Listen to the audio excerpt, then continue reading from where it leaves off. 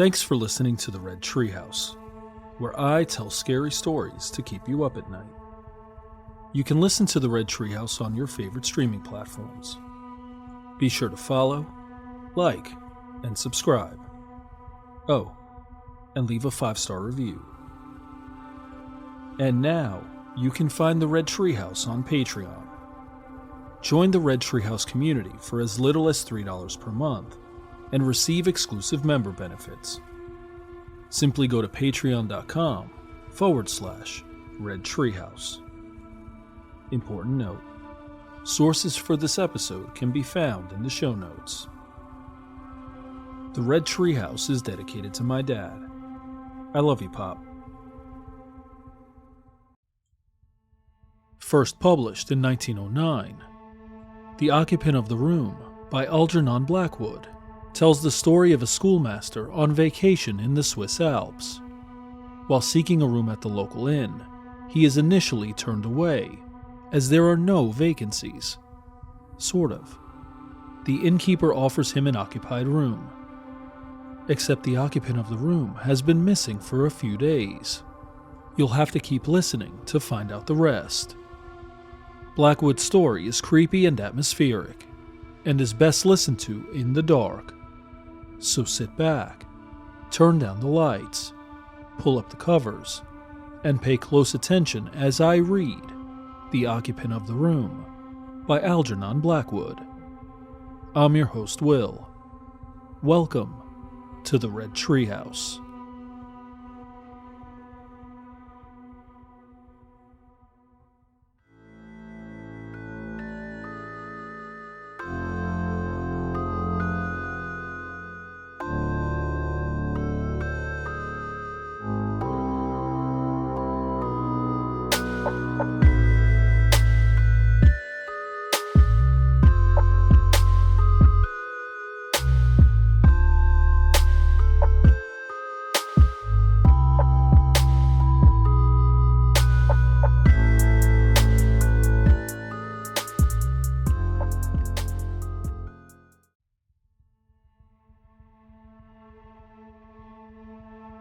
The Occupant of the Room, written by Algernon Blackwood. He arrived late at night by the yellow diligence, stiff and cramped after the toilsome ascent of 3 slow hours. The village, a single mass of shadow, was already asleep. Only in front of the little hotel was there noise and light and bustle.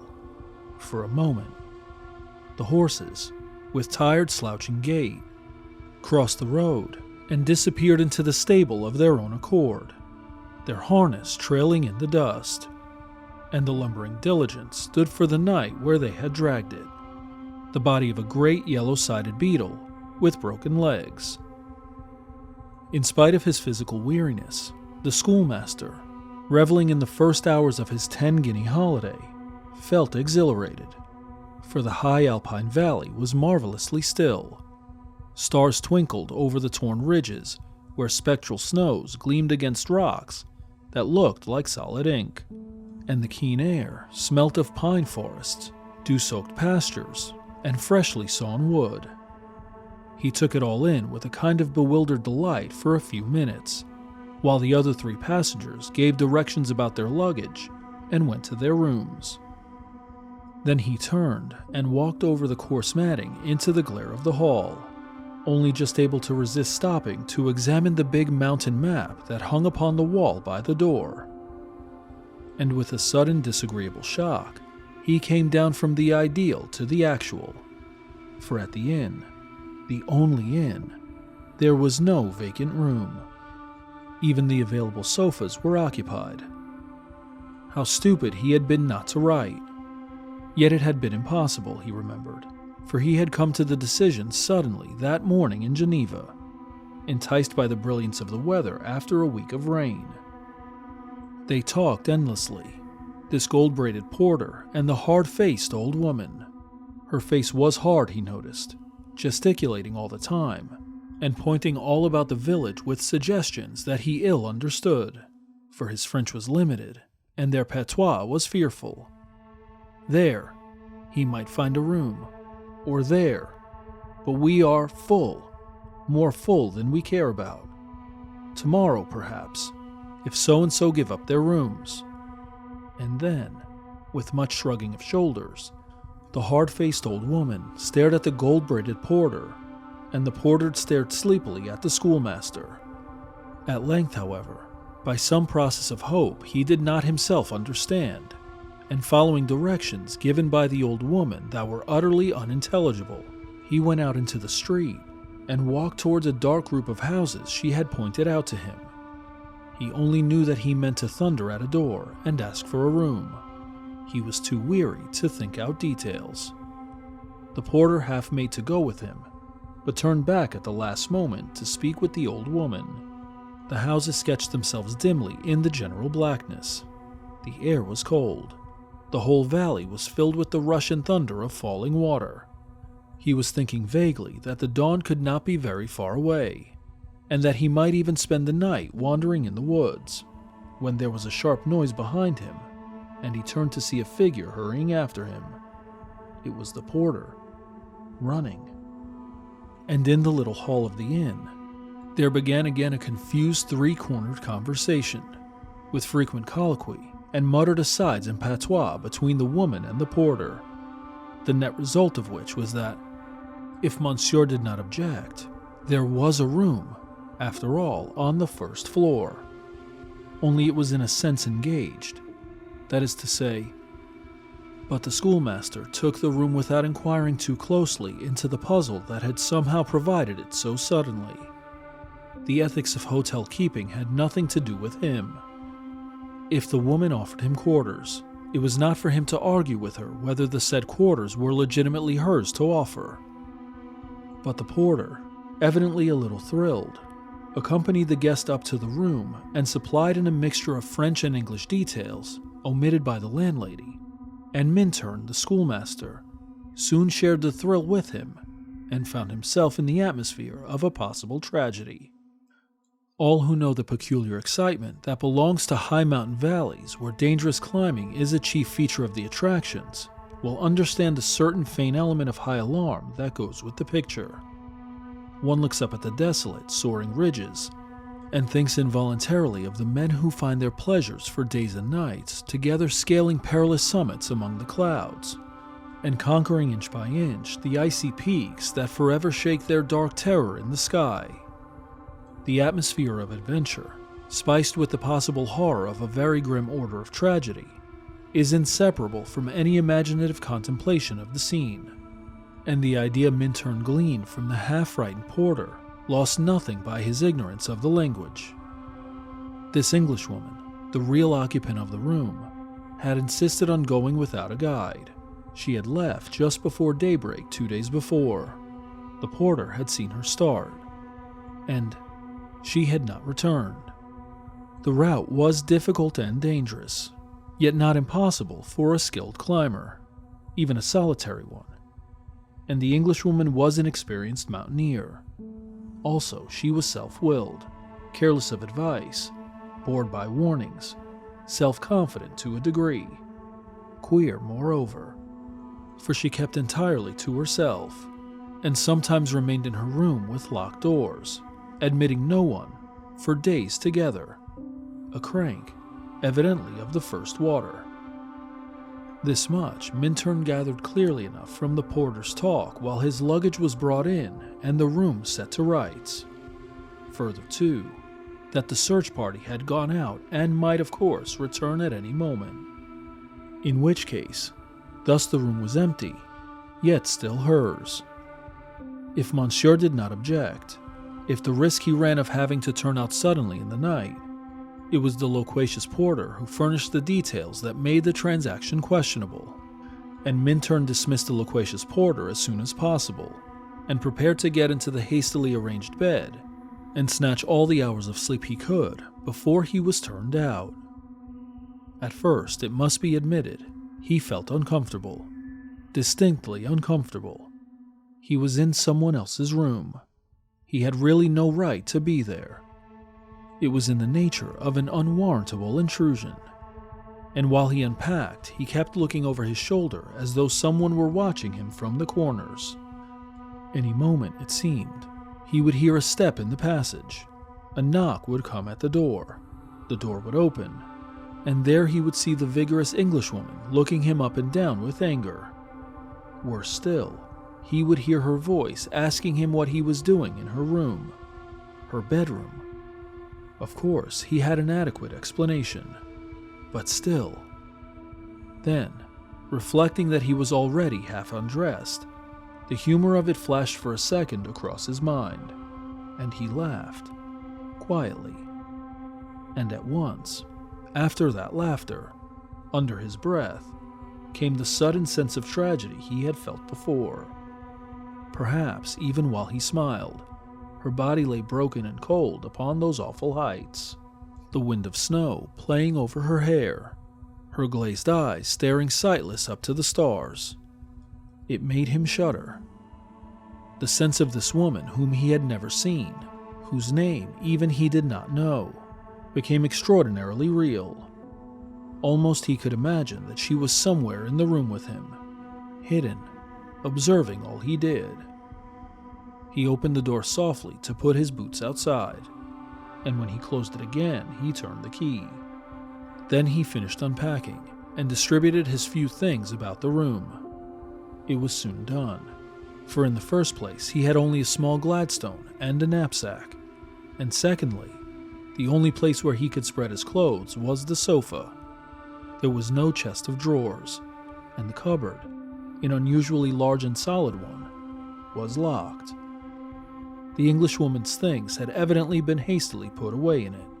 The only sign of her recent presence was a bunch of faded Alpen rosin standing in a glass jar upon the wash-hand stand. This, and a certain faint perfume, were all that remained. In spite, however, of these very slight evidences, the whole room was pervaded with a curious sense of occupancy that he found exceedingly distasteful. One moment, the atmosphere seemed suddenly charged with a just-left feeling. The next, it was a queer awareness of still here that made him turn cold and look hurriedly behind him.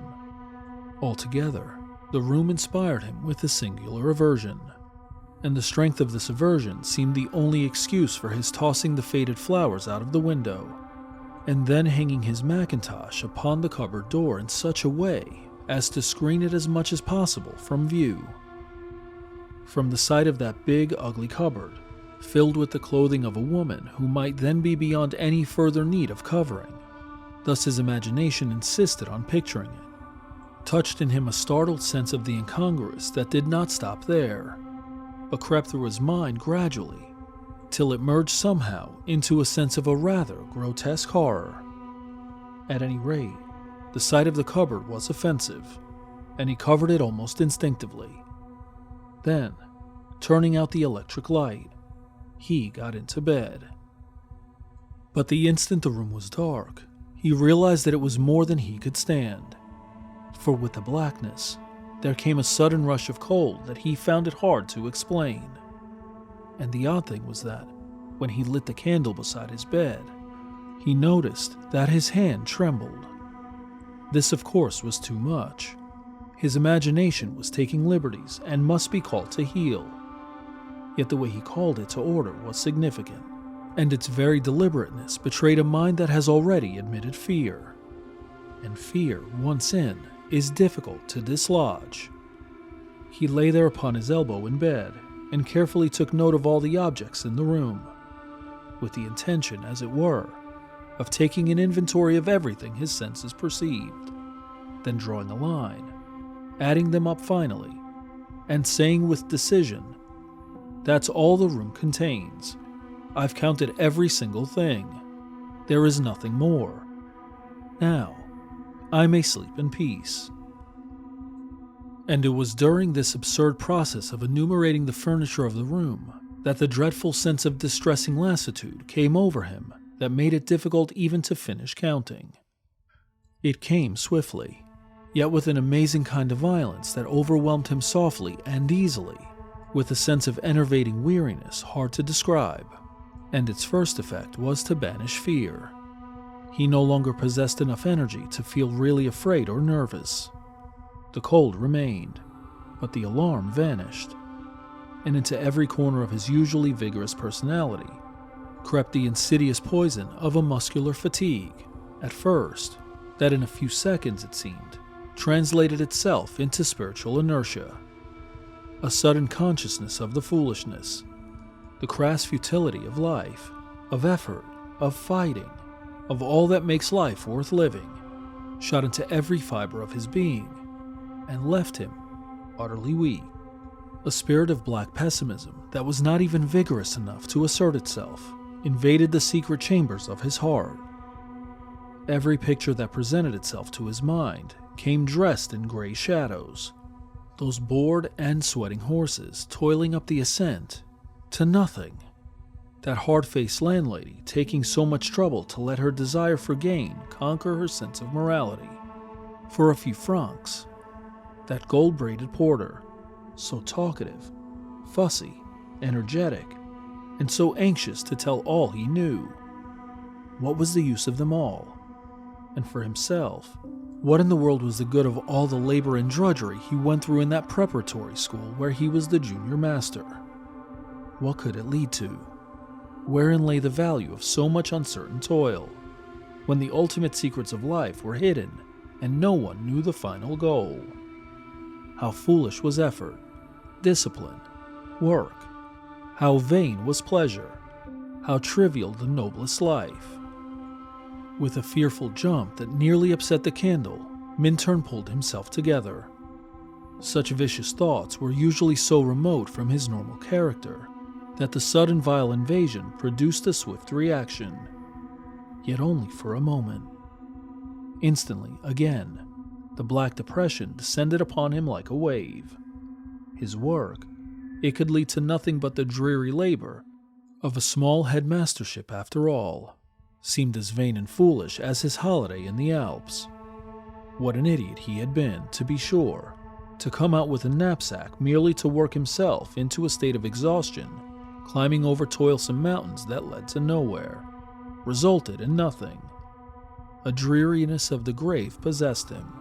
Life was a ghastly fraud. Religion, childish humbug. Everything was merely a trap of death. A colored toy that nature used as a decoy. But a decoy for what? For nothing. There was no meaning in anything. The only real thing was death, and the happiest people were those who found it soonest. Then why wait for it to come? He sprang out of bed, thoroughly frightened. This was horrible. Surely mere physical fatigue could not produce a world so black, an outlook so dismal, a cowardice that struck with such sudden hopelessness at the very roots of life. For normally, he was cheerful and strong, full of the tides of healthy living. And this appalling lassitude swept the very basis of his personality into nothingness and the desire for death. It was like the development of a secondary personality. He had read, of course, how certain persons who suffered shocks developed thereafter entirely different characteristics, memory, tastes, and so forth. It had all rather frightened him. Though scientific men vouched for it, it was hardly to be believed. Yet here was a similar thing taking place in his own consciousness. He was beyond question experiencing all the mental variations of someone else. It was unmoral. It was awful. It was, well, after all, at the same time, it was uncommonly interesting. And this interest he began to feel was the first sign of his returning normal self. For to feel interest is to live and to love life. He sprang into the middle of the room, then switched on the electric light, and the first thing that struck his eye was the big cupboard. "Hello! There's that beastly cupboard," he exclaimed to himself, involuntarily yet aloud. It held all the clothes, the swinging skirts, and coats, and summer blouses of the dead woman. For he knew now, somehow or other, that she was dead. At that moment, through the windows, rushed the sound of falling water. bringing with it a vivid realization of the desolate, snow-swept heights. He saw her, positively saw her, lying where she had fallen, the frost upon her cheeks, the snow dust eddying about her eyes and hair, her broken limbs pushing against the lumps of ice. For a moment, the sense of spiritual lassitude, of the emptiness of life, vanished before this picture of broken effort, of a small human force battling pluckily, yet in vain, against the impersonal and pitiless potencies of inanimate nature. And he found himself again, his normal self. Then instantly, returned again that terrible sense of cold, nothingness, emptiness. And he found himself standing opposite the big cupboard where her clothes were. He wanted to see those clothes, things she had used and worn. Quite close he stood, almost touching it. The next second he had touched it. His knuckles struck upon the wood. Why he knocked is hard to say. It was an instinctive movement probably. Something in his deepest self dictated it, ordered it. He knocked at the door, and the dull sound upon the wood into the stillness of that room brought horror. Why it should have done so he found it as hard to explain to himself as why he should have felt impelled to knock. The fact remains that when he heard the faint reverberation inside the cupboard, it brought with it so vivid a realization of the woman's presence that he stood there shivering upon the floor with a dreadful sense of anticipation. He almost expected to hear an answering knock from within, the rustling of the hanging skirt perhaps, or worse still, to see the locked door slowly open towards him. And from that moment, he declares that in some way or other, he must have partially lost control of himself, or at least of his better judgment. For he became possessed by such an overmastering desire to tear open that cupboard door and see the clothes within, that he tried every key in the room in the vain effort to unlock it. And then finally, before he quite realized what he was doing, rang the bell. But, having rung the bell for no obvious or intelligent reason at 2 o'clock in the morning, he then stood waiting in the middle of the floor for the servant to come, conscious for the first time that something outside his ordinary self had pushed him towards the act. It was almost like an internal voice that directed him, and thus, when at last steps came down the passage, and he faced the cross and sleepy chambermaid, amazed at being summoned at such an hour, he found no difficulty in the matter of what he should say. For the same power that insisted he should open the cupboard door also impelled him to utter words over which he apparently had no control. "It's not you I rang for," he said with decision and impatience. "I want a man.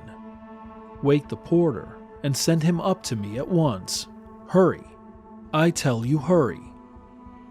And when the girl had gone, frightened at his earnestness, Minturn realized that the words surprised himself as much as they surprised her. Until they were out of his mouth, he had not known what exactly he was saying. But now he understood that some force foreign to his own personality was using his mind and organs.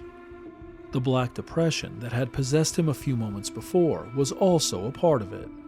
The powerful mood of this vanished woman had somehow momentarily taken possession of him, communicated possibly by the atmosphere of things in the room still belonging to her.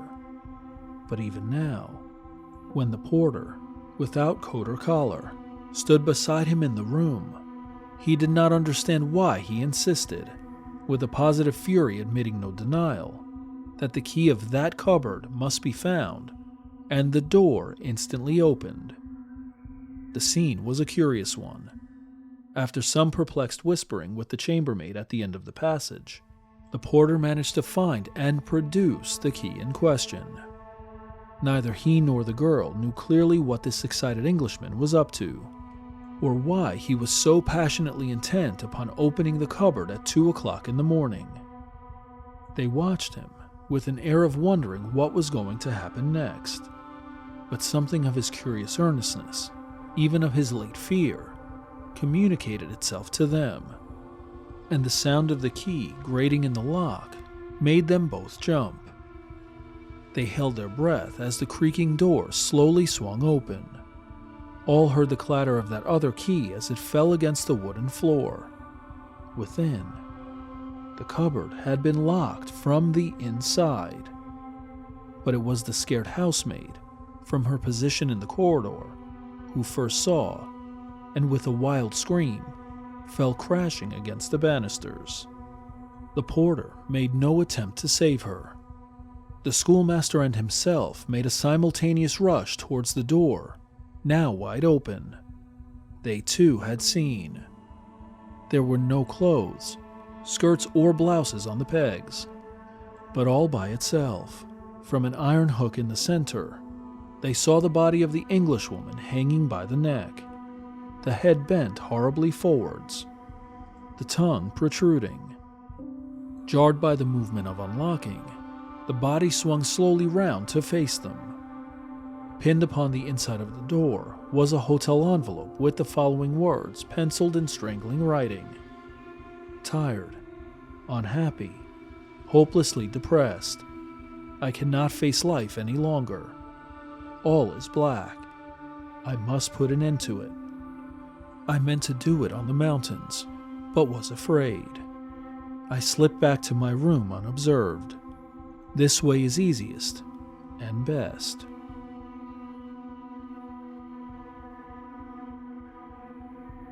What did you think of this classic story? Leave a comment or email me at redtreehousepod.com. As we turn down the lights on this episode, make plans to join me next time as I read another classic horror story. I'm your host, Will. Thanks for joining me in the Red Treehouse.